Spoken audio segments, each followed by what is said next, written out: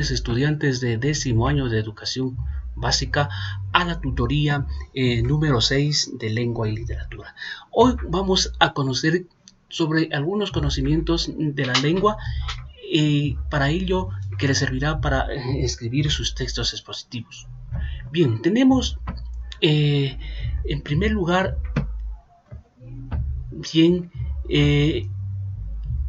el complemento predicativo. El complemento predicativo es otro modificador del predicado. Es predicativo. El otro modificador del predicado es el predicativo, cuya función es en que una palabra o un grupo de palabras complementan a un verbo. También predica al sujeto o del complemento directo de ese verbo.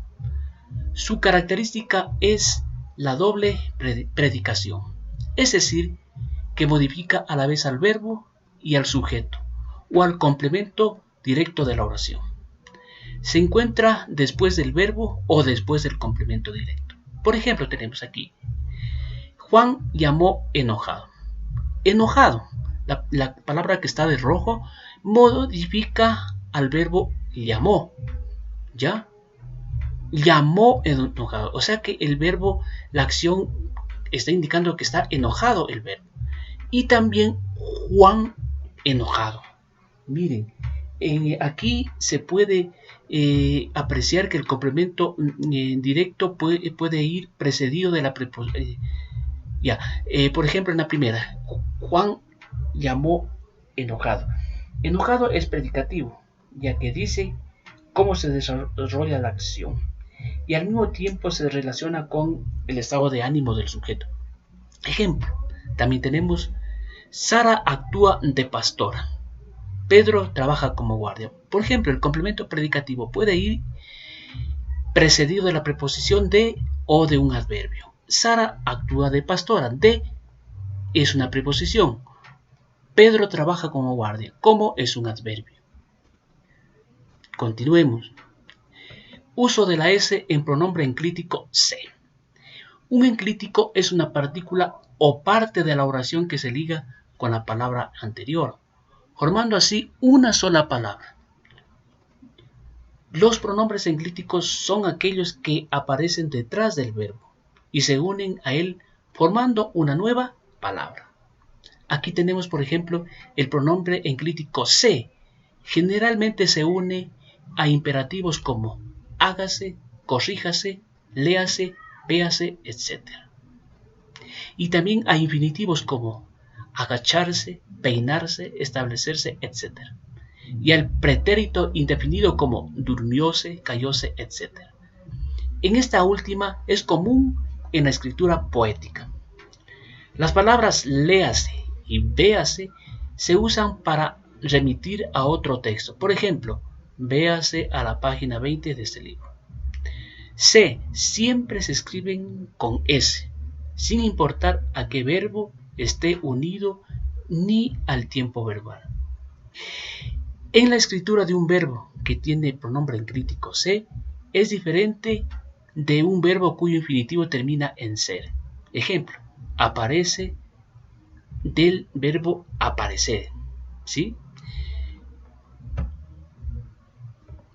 También, si se añade se a una forma verbal terminada en s, cuando la primera persona del plural del subjuntivo lleva un segundo enclítico, las dos s resultantes se reducen a una sola. Así, pongamos la palabra más el pronombre enclítico se y más lo.